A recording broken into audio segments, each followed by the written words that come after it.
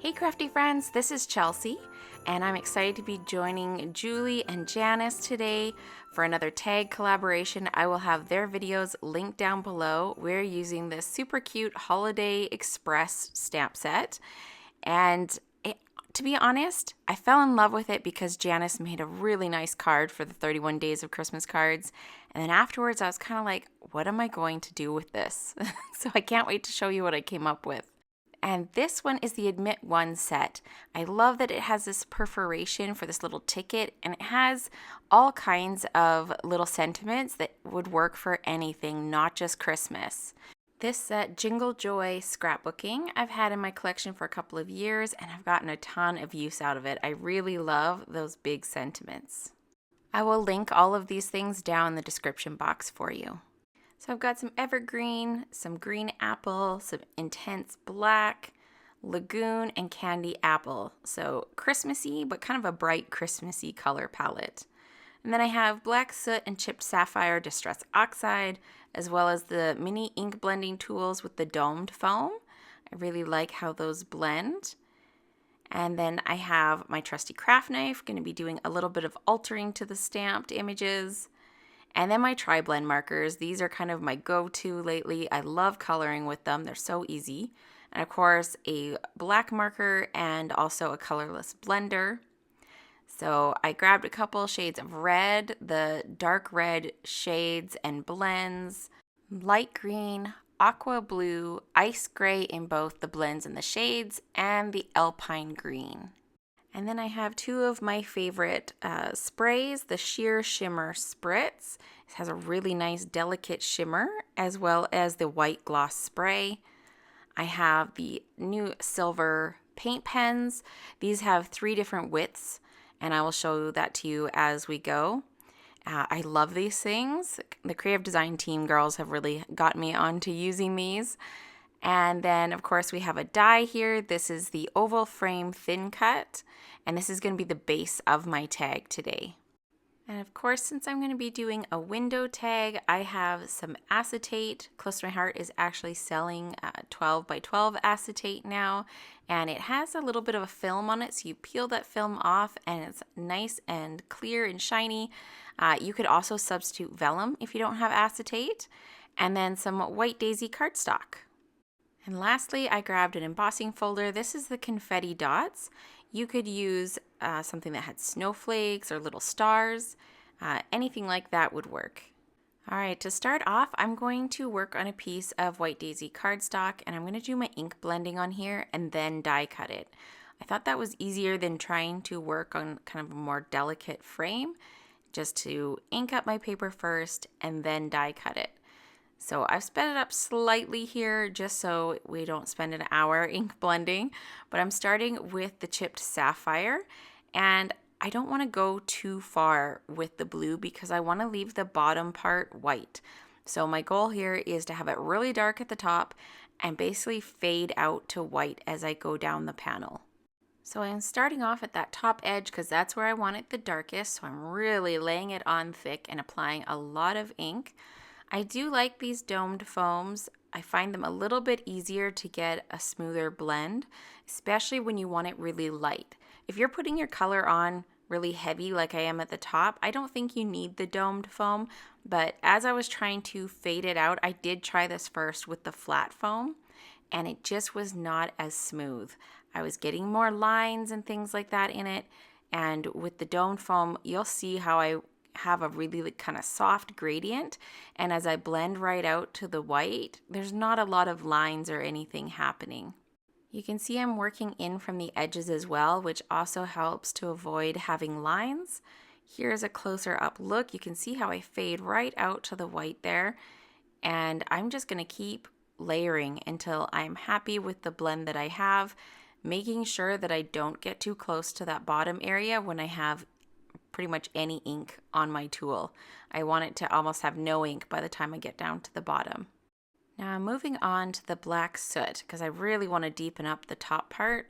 I grabbed a piece of masking tape so I wouldn't be leaving fingerprints, but honestly I should have grabbed a bigger piece. So you can see it's wiggling quite a bit there. I should have grabbed a bigger piece so it was easier to hang on to, but I just made do. I was just trying not to get like blue fingerprints all over the place and mess up the ink. So you can see I'm starting at the top with that black soot, and I'm going to keep it kind of in the top quarter or top third of the piece. And I'm going to do the same thing with blending it out into the blue. And I'm not going to take it anywhere close to the bottom. It's going to stay up at the top. Now I'm just going to grab my blue tool. I didn't dip it into any more ink. I'm just taking the ink that's already on there and just blending out the edge of that black there. And I think that is where I'm going to stop. I could keep blending, but I don't want to lose that nice fade that I have going on here. So I'm just going to clean up my work surface here, and then I'm going to grab the die to start die cutting this. So if you don't have this oval frame thin cut, you could use any kind of frame thin cut. Or you could even cut a frame with your trimmer, whatever you have that will create a window. So I cut an extra one of those frames out of white, and then I embossed my piece of acetate there, and I'm going to keep that oval that I inked from the inside, and I'll show you what I'm going to do with that later. Now I have another scrap here. This is what I'm going to make my little ticket die cut on. So I'm just covering the whole thing. I could have even just grabbed the ink pad and just swiped it across the paper to get the color. I didn't want to use a piece of color cardstock because I wanted the color to match exactly. I'm just going to die cut that, and then I wanted to add some black around the edges just to darken it up a bit. So I'm bringing in the black soot again and just blending around the edges. It's easy to get carried away with this, so you want to be careful to still leave some blue in the center there so there's, some definition between the colors. And then once I have that done, I decided I wanted to add some shimmer to all three of my pieces. That oval is going to be for a separate project, but I thought, hey, while I'm spraying these, I might as well spray them all at the same time. So I went ahead and did that, and then I'm going to add some kind of little like snow flurries to these ones. So I grabbed that white gloss spray, and I love how this sits on the surface. So those dots will definitely stand out against my night sky here, and I just flick that all over the place. You want to make sure if you get that gloss spray anywhere that you wipe it up right away because it will dry permanently. So I wiped all that up and set those aside to dry. These trees here, I stamped one in the green apple, one with the evergreen, and I die cut those out. And then I'm using my TriBlend markers in the ice gray blends and ice gray shades to color up all the gray kind of metal areas here. I did stamp all of these on white daisy cardstock with the intense black. I like the intense black ink because it lets you stamp. Once you let it dry, you can color with alcohol markers, you can color with watercolor. It won't budge for either of those. So especially if I don't know what I'm going to be using to color with, I like using the intense black ink. Now, I like to color from dark to light. Sometimes I'll start kind of in the middle, so I wasn't sure how much of the darker shades I wanted to use. So what I ended up doing was on the lighter marker, which is the blends, I colored dark, medium, light, and then I went back and used the middle tone and the lightest tone from that darker marker. So I was just kind of getting a feel for how much shading I wanted to do. These areas are not very big, so to add that many colors, you really have to keep your lines small, like I'm doing like one skinny little line of each color and overlapping those lines so that they blend out.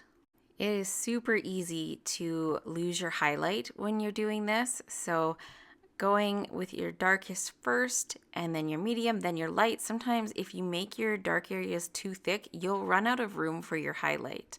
So that's always something to keep in mind, especially if you like to color like I do from darkest to lightest. And a big reason why I do that is because I'm trying to preserve the lightest color, because those are usually the ones that run out of ink first. And so if I was going to color my whole image with the lightest shade first and then start my blending process, I just find I end up using a lot of the light shade and then it just dries out faster. So I like going dark, medium, light. And then if I want even more contrast, I will go to the darker, the shades marker, and add some darker shades from there. Sometimes I find with the TriBlends, the dark, medium, and light, there's not a huge contrast between the two. So if I grab the shades and add even deeper shadows, it really makes the light areas pop and makes that highlight almost look a little bit shiny. I will also do that if I lose my highlight area. So if I end up coloring in too far and my highlight, ends up being too dark, if you go and grab an even darker marker and deepen the shadow areas, a lot of times that will save your coloring because it will make the highlight look lighter rather than trying to take like a blender pen and push color out and stuff, because sometimes that just makes it look weird. So that's usually my go-to trick. I just make the shadows deeper and that automatically brightens my highlight. Now, do you need to do this? Do you need to use multiple markers, even multiple shades in one marker? Absolutely not. You could definitely just color these all up solid and be happy with that. There would be nothing wrong with that. I just enjoy the coloring and the blending process and, trying to make my shadows look really deep and my highlights look bright, and I get a lot of joy from that. If you don't get joy from that, there's absolutely no reason why you can't. Just simply color it in a solid color and then move on to the next step. Now you can see that I have started with all of the gray areas, and there is a specific reason for that, mainly because I know I'm going to be using red, and sometimes reds can travel outside the lines really easily. Even other colors can too, but especially reds, I find that they like to migrate over the lines. So anytime that I have an image where I'm coloring white or gray or yellow, any of my lighter colors, I like to do those first and then go in with the darker colors, especially if there's a red afterwards, because then I don't have to worry about the lighter colors pulling that red out of the area it's supposed to be. Especially with this cardstock, it's not necessarily designed for markers, so it can be a little bit thirsty and the color can travel a little bit more than maybe a paper made especially for markers, like a Copic Espresset paper, which is my favorite paper for marker coloring. But I have found these TriBlends work really great on the White Daisy. I just have to keep in mind to, work in order and make sure I do my lighter colors first and then move on to the darker ones. So I'm starting off my red area here. I have the blends marker, which is the lighter red. I started with the darkest shade, and then I'm adding the medium shade, and then I will fill in the rest with the lightest shade. Then I'm going to grab my dark shades marker and I'm going to go back and deepen up my shadows, because I wanted you to see if I just fill in the red, you can see I have a little bit of shading, right? There's a little bit of shading, but it's not a ton because there's not a huge difference between the dark, the medium, and the light on this marker. So I'm grabbing the shades and I'm going to do the same thing where I grab the medium color and the lightest color on this marker. And I'm keeping my lines super thin. I'm filling in that bottom little area of the train completely solid. And then I'm just doing like one line of each of these colors. I'm trying to keep it super slim so that the dark colors don't take over. Now this is the lightest shade on the dark marker, and I'm just going over top of the areas I just did, extending it slightly.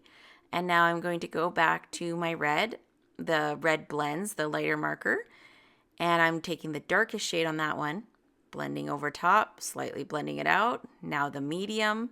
And then my last step will be to go over it with the lightest shade. And you can see how everything is coming together, and those darker colors just really help this to pop and makes the whole color a little bit richer. Now when I'm done with that red area, I'm going to go into the green. This is the light green blend.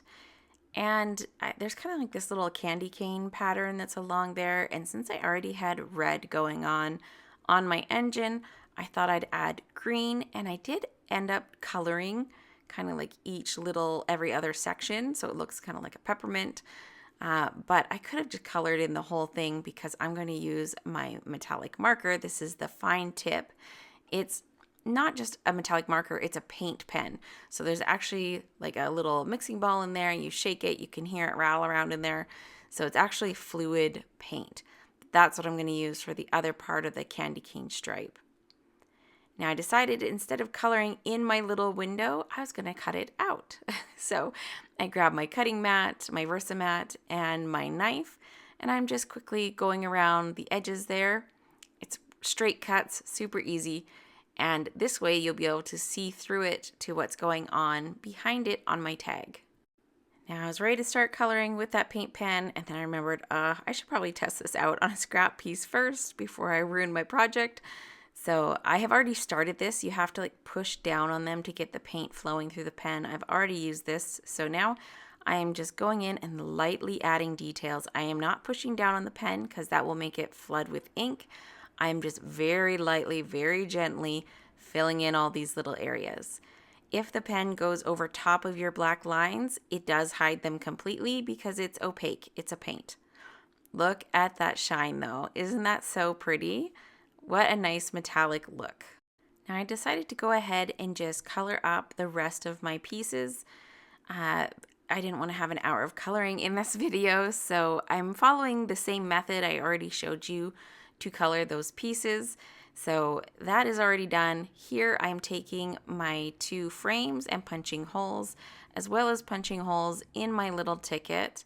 I could have done this afterwards. I wasn't really thinking about it because the crocodile will punch through like several layers. So I could have done this after I had it all together, but not a big deal. And then I just took score tape and used that to adhere the acetate behind my frame and then my second white frame behind the colored one. I'm sorry I don't have footage to actually show you guys that coming together. I had stopped recording and forgot to start again. That's a chronic problem. But I will show you at the end what that looks like. I'm just quickly going to emboss this Believe from the stamp set onto my little ticket that we already prepped. And I'm going to emboss this with silver so that it stands out nice and bright. You could also use white if you want. I didn't add any to or from on this tag, but you could either write it on the back side around the white frame, or you could write it on the back side of this ticket. Now I'm grabbing that fine tip paint pen again, and I'm just going to add little dots as a border all the way around. And these just pop on that dark background, and it was the perfect accent for this tag to just make it a little bit more of a focal point. Plus we have the silver embossing on the Believe. So pretty. I love how that shines. And of course, once I saw how pretty that silver was on the blue, I had to go and grab my tag base, and I grabbed the chisel end paint pen. I love that there's 3 different sizes in these sets. And then I am going to edge this. So Katie showed us this in the 31 Days of Christmas cards, and I fell in love. I want to edge everything with metallic markers. So it just adds that extra little pop. And especially on projects with dark colors, it really sets them off. Now, I believe 31 Days of Christmas cards is still open for replay access, so I will leave a link down in the description if you want to go check that out. We made over 100 cards in 31 video classes, and we went in depth and showed like several different ways or different versions of each card. There's a ton of inspiration in there and a ton of techniques. Now I have all my pieces completed, and it's time to figure out where everything is going to go. I had a basic idea, but I was just kind of dry fitting this to see if that's indeed where everything was going to go. You can see that tree poking through the window of the train, which I love. Now, as I was setting the presents behind the train car, I remember Janice had shown cutting a little slit in this so the presents actually look like they're inside the train car. And I think this is genius. I love this idea.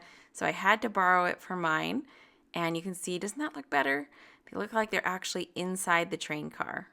Sorry, I'm getting a little off screen. I realize here in a second that I'm too low, and I will fix it. There you go. Now you can see the bottom of the tag. Now I was trying out this Just Believe. That is from the Jingle Joy set, and I really like it. I love how that looks, but I'd already put all this work into my little blue tag, so I decided to keep that one, and I will revisit that idea of the Just Believe Just hang on here until the end and you'll see what I ended up using it for. So I am rolling right along here. I'm just going to start sticking everything down with my glue. I'm using liquid glass. I don't always use this as a glue, but it is a great glue, especially when you have things like acetate. It will stick to any of those kind of slick surfaces. But what I am forgetting about is that this is a clear tag. So you'll see here in a second that I'm going to realize that the pieces that I colored, the trees are okay because they're stamped, but the pieces that are colored with the markers, that bleeds through to the back. So if you don't want to see that on the back side, you have to fix that before you stick these down. It's up to you whether that bothers you or not. I decided that I did want to fix it, so I'll show you how I do that. I don't think it's a big deal either way. It's kind of personal preference and whether or not that bothers you. It's a tag. It's probably most likely going to be mostly looked at from the front side, but I decided to go and cut each of the pieces that had coloring. I went and cut it out of just regular white cardstock. Now I have to recut my little window there on the train with the knife, which wasn't a big deal. I just held it in place and then cut it out with my craft knife. And then I'll go ahead and adhere the white layers behind all the pieces that were colored with markers. It's an easy enough fix, and if you think that that's something you don't want to have to worry about, you could either just leave it, or I think if you used vellum, it wouldn't be as noticeable because the vellum is frosted. But at least you get a look at the back side of my tag so you can see that white frame there with the acetate sandwiched in between the two layers. Now this time I am actually going to stick them down to my tag. I'm going to commit to the spots.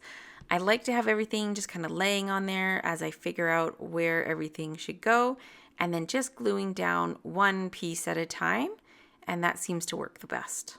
Now I'm not gluing down every single area on these pieces because some of them are hanging over the edge, but also that liquid glass is super strong, so I don't need to completely cover the backside. I just put glue in a few areas, and that will be plenty strong enough to hold it in place. So here's a look at the back side. Probably not the prettiest thing you've ever seen, but it's all right. It's all right. It will be fine. I'm sure most people probably don't even notice things like that. I grabbed some red and white baker's twine. I'm just looping that through the hole and then putting my little believe tag on there. I'm going to give it a knot so that that tag doesn't fall off. And then off camera, I took more of that twine and my little bow tying tool, my little bow jig, and I tied a triple bow with it. And I'm just going to use a glue dot to attach that to my project. If you want to see how that works, you can watch my last tag video. I will link that down in the description box as well, because I showed that kind of step by step of how I do that. And that is it for this tag. Now remember I told you I had that leftover oval from our initial ink blending that I was going to use. Here's that piece. Remember I sprayed it and splattered it just like I did the other pieces because I had a plan in mind, and this is it. I used it to make this really cute card. So if you're not really into tags, here is some card inspiration for you as well. I like how I got a 2-for-1 with those inked pieces that I made. The background of the card, I just cut out a white cardstock with this stitched swirl background thing cut. Just add a nice kind of like snow flurry sort of background. And then I did a little like snow hill with this border die. This is from the Fancy Borders thing cut set, and it has stitching on it so it matches that background really nice and just gives somewhere for that train to sit at the bottom. And of course, I got to use that nice big Just Believe sentiment. I stamped it in Lagoon. I also had it in the red and green, the candy apple and the green apple. And I thought all of them actually looked pretty good, but I decided to go with the Lagoon. So I did go ahead and use some foam tape on my card on the sentiment, the train, and the little snow hill. I thought it'd be nice with a little added dimension. On my tag, I kept everything flat because I didn't want that foam tape showing from the back side. And since there's pieces hanging off and stuff, I just thought it'd be easier to use a little bit of glue. And I'm really happy with how they both came out. Now, if you haven't already seen Janice's and Julie's videos, you need to go watch those now. They are linked down the description box, and Janice's will be linked right here on the screen, so you can click over there and watch that. I hope you enjoyed this video and it gave you some ideas for this stamp set, and I'll see you next time. Bye.